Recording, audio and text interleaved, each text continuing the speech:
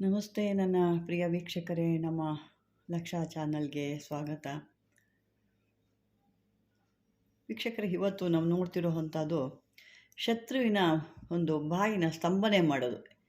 ಈ ಶತ್ರುಗಳು ಏನು ಅಂತಂದರೆ, ಏನು ಒಂದು ಸರಿ ಮಾತಾಡಿ ಸುಮ್ಮನೆ ಆಗಲ್ಲ, ಯಾವಾಗಲೂ ಕಿರಿಕು ಮಾಡ್ತಾ ಇರ್ತಾರೆ. ಕೆಲವರಂತೂ ಅಕ್ಕಪಕ್ಕದಲ್ಲಿರ್ತಾರೆ, ಅವರಂತೂ ಏನೋ ಒಂದು ಸರಿ ಜಗಳ ಆಗಿದೆ ಸುಮ್ಮನೆ ಆಗೋಣ ಅನ್ನಲ್ಲ, ಯಾವಾಗಲೂ ಕಿತ್ತಾಟ, ಯಾವಾಗಲೂ ಅದ್ರ ಮೇಲೆ ಇಟ್ಕೊಂಡು ಇದ್ರ ಮೇಲೆ ಇಟ್ಕೊಂಡು ಏನೋ ಒಂದು ಜಿದ್ದಿಟ್ಕೊಂಡು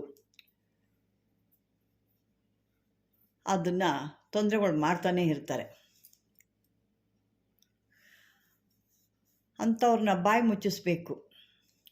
ಯಾಕೆಂದ್ರೆ ಸುಮ್ಮನೆ ಕಿರಿಕ್ ಮಾಡ್ತಾ ಇರ್ತಾರೆ. ಏನೋ ಒಂದು ಸರಿ ಆಗಿದೆ ಸುಮ್ಮನೆ ಆಗೋಣ, ಅವರು ಸೈಲು ನಾವು ಸೈಲು, ಇಲ್ಲ ಅದ್ರ ಮೇಲೆ ಇಟ್ಕೊಂಡು ಇದ್ರ ಮೇಲೆ ಇಟ್ಕೊಂಡು ಅಥವಾ ಬೇರೆಯವ್ರ ಹತ್ರ ಹೋಗಿ ಚಾಡಿ ಹೇಳೋದು, ಇವ್ರ ಕಡೆಯಿಂದ ಚಾಡಿ ಹೇಳೋದು, ಸುಮ್ಮನೆ ಇಲ್ದಿರೋ ಅಂಥ ವಿಷಯಗಳೆಲ್ಲ ಹೇಳಿ ಇಲ್ದಿರೋದೆಲ್ಲ ಒಂದು ಕ್ರಿಯೇಟ್ ಮಾಡೋ ಅಂಥದ್ದು, ಅಥವಾ ನಾವು ಓದೋಂಥ ಕೆಲಸಗಳು ಅಲ್ಲಿ ಯಾವುದೋ ಒಂದು ಹೇಳಿ ವಿಷ ಬೀಜ ಬಿತ್ತಿ ಹಾಳು ಮಾಡೋ ಅಂಥದ್ದು. ಇನ್ನೂ ನಮಗೆ ಕೆಲವೊಂದು ಜಮೀನು ತಕರಾರುಗಳು ಏನೋ ಇದೆ, ಅಲ್ಲಿ ಯಾವುದಕ್ಕೂ ಕರೆದಿದ್ದಾರೆ, ಅಲ್ಲಿಗೆ ಹೋಗಬೇಕು, ಅವ್ರ ಬಾಯಿ ಮುಚ್ಚಿಸ್ಬೇಕು, ಅವ್ರಿಗೆ ನೀವು ಹೇಳ್ದಂಗೆ ಅವ್ರು ಕೇಳಬೇಕು. ಈ ರೀತಿ ಸಾಕಷ್ಟು ಒಂದು ಶತ್ರುವಿನ ಸ್ತಂಭನ ಮಾಡುವಂಥದ್ದು ಒಂದಿವತ್ತು ಯಂತ್ರ ನಾನು ತೋರಿಸ್ತಾ ಇದ್ದೀನಿ. ಆ ಯಂತ್ರನ ನೋಡ್ಕೊಳ್ಳಿ, ಈ ರೀತಿ ಇರಬೇಕಾಗುತ್ತೆ. ಇದನ್ನು ಯಂತ್ರ ನೀವು ಬೇಕು ಅಂತಂದರೆ ವೈಟ್ ಪೇಪರಲ್ಲಾದರೂ ಬರಿಬೋದು, ಅಥವಾ ಈ ಭೋಜಪತ್ರೆ ಅಂತ ಬರುತ್ತಲ್ಲ ಅದರಲ್ಲಾದರೂ ಬರಿಬೋದು. ಈ ಭೋಜಪತ್ರೆ ಶುದ್ಧವಾಗಿರಬೇಕಾಗುತ್ತೆ, ಎಲ್ಲೂ ಅದು ಹೋಲ್ಸೆಲ್ಲ ಇರಬಾರ್ದು. ಇದಕ್ಕೆ ಬೇಕಾಗಿರೋದು ಒಂದು ಬರೆಯುವಂಥ ಏನು ಅದಕ್ಕೇನಾದ್ರು ಮೂಲಿಕೆಗಳು ಏನು ಅಂದರೆ, ಈ ಗೋರೋಜನ, ಕೇಸರ ಇದನ್ನೆರಡು ಮಿಕ್ಸ್ ಮಾಡಿಕೊಂಡು ಒಂದು ದಾಳಿಂಬೆ ಕಡ್ಡಿ ತೊಗೊಂಡು ಅದನ್ನು ಒಂದು ಪೆನ್ ಥರ ಮಾಡಿಕೊಂಡು ಅದನ್ನು ಬರಿಬೇಕಾಗತ್ತೆ. ಬರೆದು ಇದಕ್ಕೆ ನಿಮ್ಮ ದೇವ್ರ ಮನೆಯಲ್ಲಿ ಇಟ್ಟು ಒಂದು ಧೂಪ ದೀಪ ಪೂಜೆ ಏನು ಹೇಳ್ತೀವಲ್ಲ, ಅಥವಾ ಒಂದು ಹೂವು ಇವೆಲ್ಲ ಹರಿಸಿ ಪೂಜೆ ಮಾಡಬೇಕು. ಇದೇ ರೀತಿ ದಿನದಲ್ಲಿ ಒಂದು 3 ಸಾರಿ ಇದನ್ನು ಮಾಡಬೇಕಾಗುತ್ತೆ. ದಿನದಲ್ಲಿ ಒಂದು 3 ಸಾರಿ ಇದೇ ರೀತಿ ಮಾಡಬೇಕಾಗುತ್ತೆ. ಬರೆಯೋದು ಈ ಥರ ಮಾಡೋದಿರುತ್ತೆ. ಇದನ್ನು ಸರಿಯಾದ ರೀತಿ ನಿತ್ಯವಾಗಿ ಇದು ಒಂದು 3 ಬಾರಿ ಮಾಡ್ತಾ ಇದ್ದರೆ ಆ ಯಂತ್ರಕ್ಕೆ ಒಂದು ವಿಶೇಷವಾದ ಶಕ್ತಿ ಬರುತ್ತೆ. ಮತ್ತು ಅದೇ ರೀತಿ ಪೂಜೆ ಕೂಡ ಅದಕ್ಕೆ ಸಲ್ಲಿಸ್ತಾ ಇರಬೇಕಾಗುತ್ತೆ. ಆವಾಗ ಅದಕ್ಕೆ ಏನಾಗುತ್ತೆ, ಒಂದು ಅದ್ಭುತವಾದಂಥ 3 ದಿವಸ ಏನು ನೀವು ಪೂಜೆ ಮಾಡಿರ್ತೀರ, ಅದರಿಂದ ಆ ಯಂತ್ರಕ್ಕೊಂದು ಶಕ್ತಿ ಅನ್ನೋದು ಬರುತ್ತೆ. ಆವಾಗ ಏನಾಗುತ್ತೆ, ಈ ಒಂದು ಶತ್ರು ಅಂತ ಏನಿದ್ದಾರೆ ಅಲ್ವಾ, ನಮ್ಮ ಮೇಲೆ ಇಲ್ದಿದ್ದನ್ನೆಲ್ಲ ಮಾತಾಡೋ ಅಂಥದ್ದು, ಇಲ್ದಿದ್ದನ್ನೆಲ್ಲ ಹೇಳೋ ಅಂಥದ್ದು, ಏನು ಶತ್ರು ಇರ್ತಾರೆ ಅವನ ಬಾಯಿ ಅಥವಾ ಅವಳ ಬಾಯಿ ಬಂದಾಗುತ್ತೆ. ನಮ್ಮ ಬಗ್ಗೆ ಮಾತಾಡೋದನ್ನ ಕಮ್ಮಿ ಮಾಡ್ತಾರೆ. ಕೆಲವರಂತೂ ವಿಪರೀತ ಸುಮ್ಮನೆ ಇದ್ದರೂ ಹೋಗ್ಬೇಕಾದ್ರೆ ಒಂದು ಮಾತಾಡೋದು, ಬರ್ತಾ ಒಂದು ಮಾತಾಡೋದು, ಇಲ್ಲ ಹೇಳ್ಕೊಡೋದು ಅವ್ರಿಗೂ ಇವ್ರಿಗೂ, ಈ ಥರ ಎಲ್ಲ ತಂದಿಕ್ತಾ ಇರ್ತಾರೆ. ಇದೊಂದು ಸಾಮಾನ್ಯ ಆಗಿಬಿಟ್ಟಿದೆ ಜನಗಳಲ್ಲಿ. ಅಂಥದಕ್ಕಾಗಿ ಇದನ್ನು ಬರ್ಕೊಂಡಾಗ ಅವರು ಆ ಶತ್ರು ಬಾಯಿ ನಿಮಗೆ ಸ್ತಂಭನ ಆಗುತ್ತೆ. ಅದೇ ರೀತಿ ಅವನು ಒಂಥರ ಮೂರ್ಖನ ಥರ ಕೂಡ ಮೂಕರಂಗೆ ಆಗ್ಬಿಡ್ತಾನೆ. ಹಾಗೂ ಏನು ಒಂದು ಶತ್ರುವಿಂದ ನಮಗೊಂದು ಗ್ರಹ ಥರ ಹಿಡಿದ್ಬಿಟ್ಟಿರುತ್ತೆ. ನಾವು ಕೆಲವು ಹೇಳ್ತೀವಿ ಈ ಶನಿ ಥರ ಎಗ್ಲೇರ್ಬಿಟ್ಟಿದ್ದಾನೆ ಅಂತ.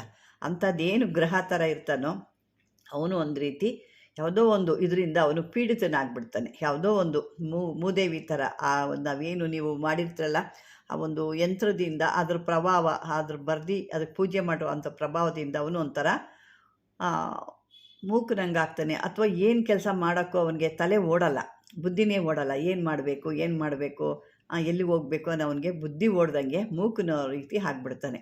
ಆವಾಗ ಈ ವಿಶೇಷವಾದ ಒಂದು ಯಂತ್ರದಿಂದ ನಿಮಗೆ ಸಾಧ್ಯವಾಗುತ್ತೆ. ಅದನ್ನ ಮಧ್ಯದಲ್ಲಿ ಆ ವ್ಯಕ್ತಿ ಯಾರು, ಆ ವ್ಯಕ್ತಿ ಹೆಸರು ಏನು, ಆ ವ್ಯಕ್ತಿ ಹೆಸರು ಬರಿಬೇಕಾಗುತ್ತೆ. ಮಧ್ಯದಲ್ಲಿರ್ಬೋದು ಅಥವಾ ಕೆಳಗಡೆ ಏನಾದರೂ ಇದ್ದಾಗ ನೀವು ಆ ಒಂದು ವ್ಯಕ್ತಿ ಅಥವಾ ಅವಳು ಅಥವಾ ಅವನು ಯಾರಿರ್ತಾರೆ ಅವರ ಒಂದು ಹೆಸರನ್ನ ಬರೆದಾಗ ಅವರು ಅದೇ ರೀತಿ ನಿಮ್ಮ ಒಂದು ತಂಟೆಗೆ ತಕರಾರಿಗೆ ಬರಲ್ಲ.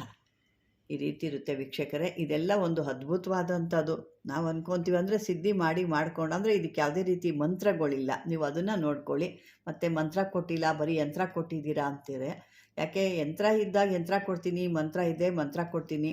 ನಾನು ಸಾಕಷ್ಟು ಕೆಲವೊಂದು ಇಂಥದಕ್ಕೆಲ್ಲ ಮೊದಲೇ ಕೆಲವೊಂದು ನಾನು ಮಂತ್ರಗಳ ಕೊಟ್ಟಿರ್ತೀನಿ, ಬರೀ ಮಂತ್ರಗಳನ್ನೇ ಕೊಟ್ಟಿರ್ತೀನಿ. ಆ ಮಂತ್ರ ನೀವು ಬರೆದು ಇವತ್ತು ಇಟ್ಕೊಂಡ್ರೆ ನಿಮಗೆ ನೋಡಿ ಈ ರೀತಿಯಾಗ ಮುಂದಿನ ಒಂದು ಇದರಲ್ಲಿ ಈ ರೀತಿ ನಾವು ಮಂತ್ರ ಇಲ್ಲದೆ ಆ ಯಂತ್ರನೇ ಕೊಟ್ಟಾಗ ಆ ಮೊದಲು ಕೊಟ್ಟಂಥ ಮಂತ್ರದಿಂದ ಇದನ್ನು ಸಿದ್ಧಿ ಮಾಡ್ಕೊಂಡು ನೀವು ಕೂಡ ಆ ಮಂತ್ರದಿಂದ ನೀವು ಅದನ್ನು ಸಿದ್ಧಿ ಮಾಡ್ಕೊಬೋದು. ನಾನು ಸಾಕಷ್ಟು ಕೊಟ್ಟಿದ್ದೀನಿ, ವಿಡಿಯೋದಲ್ಲಿ ನೀವು ಹುಡುಕಿದ್ರೆ ಖಂಡಿತ ಸಿಗುತ್ತೆ ಅದು.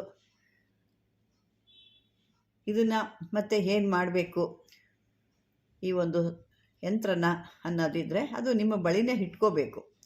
ಇಲ್ಲ ಅಥವಾ ನೀವೇನಾದರೂ ಧಾರಣೆ ಮಾಡ್ಕೊಳ್ತಿರೋ ಅಥವಾ ಮನೇಲಿ ಎಲ್ಲರೂ ಒಂದು ಸೈಡಲ್ಲಿ ಇಡ್ತಿರೋ ಏನಾದರೂ ಮಾಡ್ಬೋದು. ಇವ್ರ ಮೇಲೆ ಇಟ್ಟರೂ ಒಳ್ಳೆಯದೇನು ತಪ್ಪೇನಿಲ್ಲ, ಅದು ಯಾವುದೂ ಇದಿರಲ್ಲ, ಅದನ್ನು ಕೂಡ ಇಡ್ಬೋದು ಅಥವಾ ಧಾರಣೆ ಕೂಡ ಮಾಡ್ಬೋದು. ಆ ಮನುಷ್ಯ ಎನಿ ಟೈಮು ಒಬ್ಬರ ಮೇಲೇ ಜಗಳಕ್ಕೆ ಬರ್ತಿರ್ತಾರೆ, ಒಬ್ಬರ ಮೇಲೆ ಯಾವಾಗಲೂ ಒಂದು ಕಾಲು ಕೆರ್ಕೊಂಡು ಜಗಳಕ್ಕೆ ಬರ್ತಿರ್ತಾರೆ.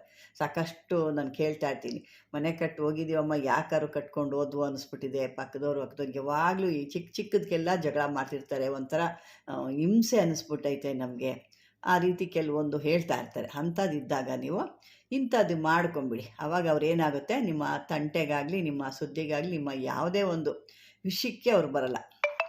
ನಾನು ಮೊದಲೇ ಹೇಳಿದ್ನಲ್ವ, ಈ ಮೂಗುರು ಥರ ಆ ಥರ ಆಗಿಬಿಡ್ತಾರೆ, ಆ ರೀತಿ ಅವರು ಪಡ್ಕೊಳ್ತಾರೆ. ಅಂದರೆ ಒಳ್ಳೆಯದು, ನಿಮಗೆ ಆ ರೀತಿ ತೊಂದರೆ ಕೊಟ್ಟಿದ್ರೆ ಮಾಡ್ಕೊಳ್ಳಿ, ತೊಂದರೆ ಇಲ್ಲದೆ ನೀವು ಅವ್ರು ತೊಂದರೆ ಕೊಡೋಕ್ಕೆ ಹೋಗಬೇಡಿ, ಅದು ಕೆಲಸ ಆಗಲ್ಲ ಆಗಿರುತ್ತೆ. ತೊಂದರೆ ಇರೋವಂಥವ್ರು ಅಕ್ಕಪಕ್ಕದವರಿಂದ ಅಥವಾ ಬೇರೆ ಆಫೀಸಲ್ಲಿ ಕೂಡ ಕೆಲವರು ತೊಂದರೆ ಮಾಡ್ತಾರೆ, ಅಂಥವ್ರು ಕೂಡ ಇದು ಮಾಡ್ಬೋದು. ಕೆಲವಲ್ಲಿ ಒಂದು ಆಫೀಸ್ಗಳಲ್ಲಿ ಕೂಡ ಅಲ್ಲಿ ಕೂಡ ಕಿರಿಕು ಮಾಡ್ತಿರ್ತಾರೆ, ಸುಮ್ಮನೆ ಕಿರಿಕು.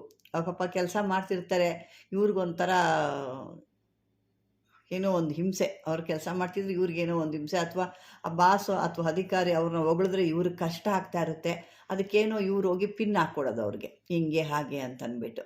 ಅಂಥದ್ದೆಲ್ಲ ಇದ್ದವರು ಕೂಡ ಅದನ್ನು ಕೂಡ ಇದಕ್ಕೆ ಮಾಡ್ಕೊಬೋದು, ಅದಕ್ಕೂ ಕೆಲಸಕ್ಕೆ ಬರುತ್ತೆ. ಇದೇನು ಅಂದರೆ ನಿಮಗೆ ಯಾವ ಶತ್ರುಗಳು ನಿಮಗೆ ತೊಂದರೆ ಕೊಡ್ತಾರೋ, ನಿಮಗೇನು ನಿಮ್ಮ ಬಗ್ಗೆ ಅಪಪ್ರಚಾರ ಮಾಡ್ತಿದ್ದಾರೋ ಅಂಥವ್ರಿಗಾಗಿ ಯಾವುದೇ ಕೆಲಸಕ್ಕಾದರೂ ನಿಮ್ಮ ಶತ್ರು ಅಂತ ಅವನ್ನ ಸ್ತಂಭನ ಮಾಡಬೇಕು ಅಂದರೆ ಈ ಯಂತ್ರ ಸಾಕು. ಇದಕ್ಕೆ ಯಾವುದೇ ಮಂತ್ರ ಇಲ್ಲ. ಇದನ್ನು ಸಿದ್ಧಿ ಮಾಡಿಕೊಂಡು ಸರಿಯಾದ ರೀತಿಲಿ ಒಂದು ಒಳ್ಳೆಯ ದಿನದಲ್ಲಿ ಮಾಡಿ ಅಂತ ಹೇಳ್ತಾ ವೀಕ್ಷಕರೇ, ಈ ಒಂದು ವಿಡಿಯೋ ನಿಮ್ಗೆ ಇಷ್ಟವಾದರೆ ಲೈಕ್ ಮಾಡಿ, ಶೇರ್ ಮಾಡಿ, ಸಬ್ಸ್ಕ್ರೈಬರ್ ಮಾಡ್ಕೊಳ್ಳಿ ಅಂತ ಧನ್ಯವಾದಗಳು.